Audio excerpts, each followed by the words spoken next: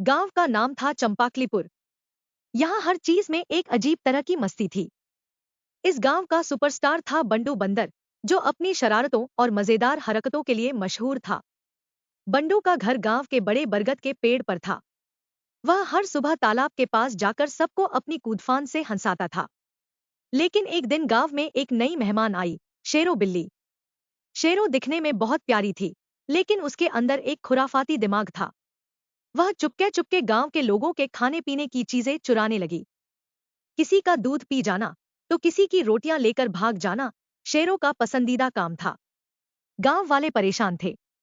उन्होंने सोचा कि इस शरारती बिल्ली को रोकने के लिए बंडू से मदद ली जाए। बंडू का खुराफाती प्लान। बंडू ने शेरों को सबक सिखाने का फैसला किया। उसने एक चालाक योजना बनाई। वह गांव के चौपाल में आया और सबको इकट्ठा करके कहा, भाइयों और बहनों, अब इस शेरों को सबक सिखाने का वक्त आ गया है। मेरी बात सुनो और फिर देखो तमाशा। बंडू की शरारत का दिन।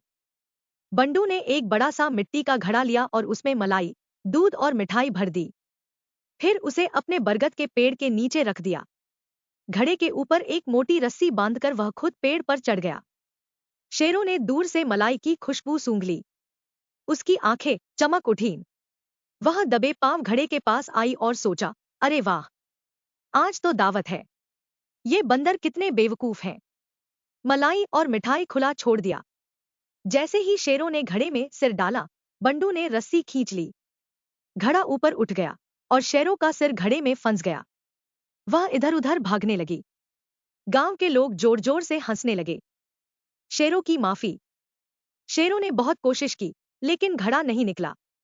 आखिरकार उसने हार मानकर बंडू से कहा, मुझे माफ कर दो बंडू भाई, अब मैं कोई शरारत नहीं करूंगी। बंडू ने कहा, ठीक है, लेकिन वादा करो कि अब गांव वालों का सामान नहीं चुराओगी। शेरों ने वादा किया और बंडू ने घड़ा खोल दिया। शेरों शर्म से लाल हो गई और वहां से भाग गई।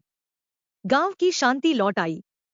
उस दिन के बाद शेरों ने कभी शरारत नहीं की और गांव में फिर से शांति लौट आई। बंडू का नाम और भी मशहूर हो गया और वह फिर से अपनी नटखट हरकतों से सबको हंसाने लगा। सीख। दूसरों को परेशान करने का अंजाम हमेशा मजेदार नहीं होता।